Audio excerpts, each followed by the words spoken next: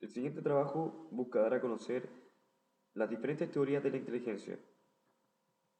Para esto necesitaremos saber qué es la inteligencia, cuya definición ha causado una gran controversia en todo el ámbito científico y psicológico, debido a las diferentes posturas que hay sobre este tema. Luego de esto veremos un análisis de la inteligencia y las diferentes apreciaciones de científicos, psicólogos e incluso personas comunes y corrientes, quienes aportaron sus ideas para este tema. Luego veremos nuestras diferentes teorías de la inteligencia y para finalizar nuestra conclusión. Luego de un experimento realizado a más de 250 personas, entre ellas científicos, psicólogos y personas normales, comunes y corrientes, se llegaron a las siguientes conclusiones. La mayoría de las conductas inteligentes podían ser agrupadas en tres categorías. La primera, capacidad para resolver problemas prácticos, como identificar la conexión entre diferentes ideas. La segunda, una habilidad verbal, saber leer con un alto grado de comprensión. Y la tercera, una competencia social. Piensa antes de hablar o actuar. La inteligencia entendida como capacidad de estudiar constaba de tres categorías básicas citadas, con un énfasis mayor en las habilidades académicas, como el hecho mismo de estudiar mucho. La inteligencia en la vida diaria, por su parte, consiste en la capacidad para resolver problemas prácticos, competencia social, carácter e interés en aprender cosas nuevas e interés cultural. Si bien es cierto, aquí tenemos una definición etimológica, todavía existen grandes controversias y desacuerdos en cuanto a la verdadera definición de la inteligencia. Es así como ya en 1921 Lewis Terman o en 1944 David Wessler y más tarde en 1952 con Jacques Piaget comenzaron las primeras definiciones de lo que sería la inteligencia, por nombrar a los principales personajes. A pesar del acuerdo entre científicos y profanos, entiéndanse a estos como las personas comunes y corrientes, sobre los diferentes atributos que constituyen la inteligencia, no existe ninguna definición de inteligencia universalmente aceptada. Lewis Terman, en 1921, fue uno de los primeros investigadores psicológicos de la inteligencia. Desarrolló la escala de inteligencia Stanford-Binet, uno de los tests que ha tenido mayor influencia en el mundo entero, y puso en marcha un importante estudio longitudinal sobre niños superdotados, que todavía continúa después de 60 años. Él definió la inteligencia como la capacidad para pensar de manera abstracta.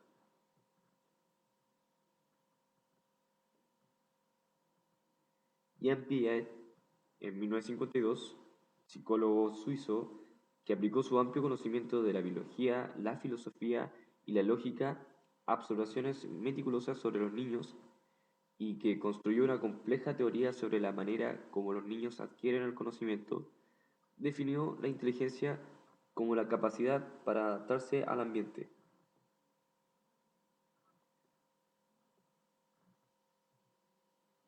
Por su parte, David Wessler, en 1944, desarrolló unos tests de inteligencia para todas las edades.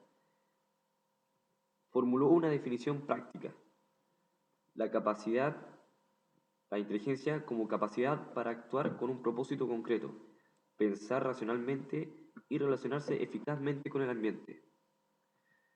A modo de A modo cómico, algunos psicólogos la definen más cínicamente como aquello que miden los test de inteligencia.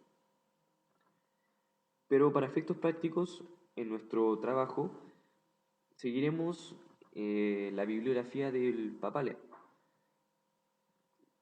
cuyo cuya definición de inteligencia nos dice que será una constante interacción activa entre las capacidades heredadas y las experiencias ambientales, cuyo resultado capacita al individuo para adquirir, recordar y utilizar conocimientos, entender tanto conceptos concretos como eventualmente abstractos, comprender las relaciones entre los objetos, los hechos y las ideas, y así aplicar y utilizar todo ello con el propósito concreto de resolver los problemas de la vida cotidiana. Si bien es cierto, esta definición es deliberadamente muy amplia, consideramos que la inteligencia es el resultado de la interacción entre la herencia y el ambiente. Opinamos que intentar adivinar la proporción en que ambos intervienen sería tan inexacto como absurdo. Pasamos entonces a las diferentes teorías de la inteligencia.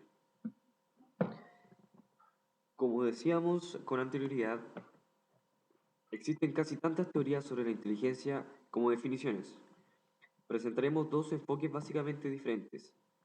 El primero, que aparece en las teorías de Spearman, Thurston, Guilford y Cadley-Horn, quienes emplean la técnica estadística del análisis factorial. ¿Qué es el análisis factorial? Este se utiliza para identificar un factor común en una variedad de ítems. Un factor está compuesto, por un grupo de medidas que condicionan altamente con cada una de las demás. Las personas que puntúan alto en los test de lectura, por ejemplo, normalmente conseguirán también puntuaciones altas en los test de vocabulario. Un factor común a ambos sería lo que Thurston ha denominado comprensión verbal. El primer enfoque, como iba diciendo, emplea la técnica estadística del análisis factorial como herramienta para descubrir la naturaleza de la inteligencia. El énfasis de estas teorías sobre las diferencias individuales ha influido considerablemente en el desarrollo de los tests de inteligencia. De hecho, este enfoque se denomina a menudo enfoque psicométrico, porque pone el énfasis en la medida de la inteligencia. Por otra parte, el segundo enfoque lo podemos encontrar en el trabajo de Sternberg. En lugar de identificar los factores específicos que definen la inteligencia, Sternberg intenta determinar cuáles son los procesos que hacen que una persona utilice la información que recibe para luego resolver problemas.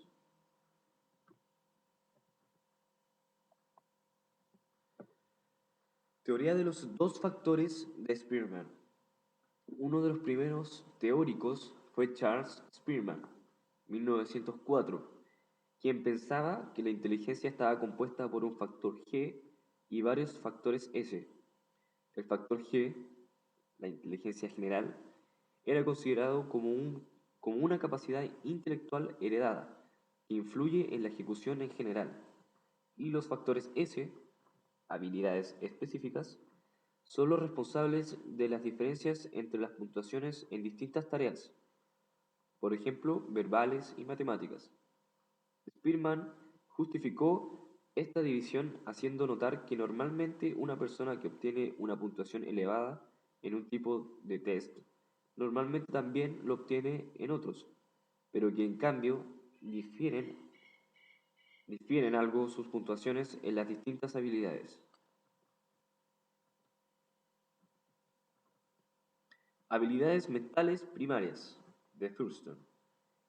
Aplicando el análisis factorial sobre las puntuaciones obtenidas en las pruebas de inteligencia de un gran número de niños, Thurston, en 1938, identificó 7 factores relativamente diferentes. El primero, fluidez verbal, habilidad para recordar palabras rápidamente. La comprensión verbal, habilidad para definir palabras. Aptitud espacial, habilidad para reconocer una figura cuya posición en el espacio había cambiado. Rapidez perceptiva, habilidad para detectar semejanzas y diferencias entre distintos dibujos. Razonamiento inductivo, pensamiento lógico, aptitud numérica y memoria.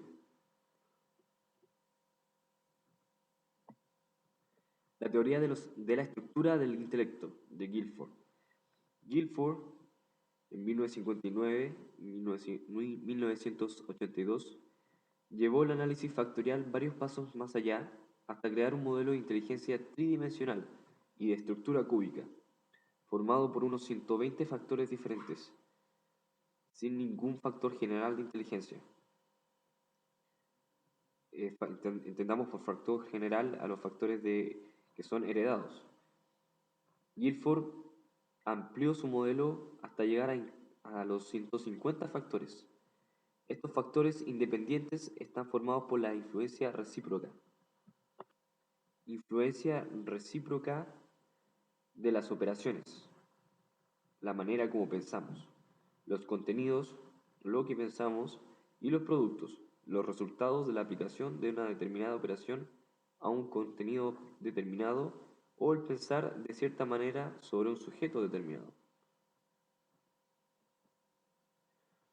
Candler y Horn, en 1967 y 1968, proponen una distinción entre dos tipos de inteligencia, a los que llaman fluida y cristalizada. Supongamos que les piden clasificar letras y números de acuerdo con un determinado criterio, emparejar palabras relacionadas entre sí o recordar una serie de dígitos. El tipo de inteligencia que usa para tareas como descubrir las relaciones entre dos elementos o conceptos distintos, formar conceptos, razonar o abstraer, es inteligencia fluida. Estos problemas son nuevos para todo el mundo, o bien introducen un elemento que todos los individuos de una determinada cultura deben conocer. Se considera que este tipo de inteligencia depende del desarrollo neurológico y está relativamente libre de influencias educativas y culturales. Llega al desarrollo completo en la adolescencia e inicia una decadencia lenta y constante a partir de los 20 años.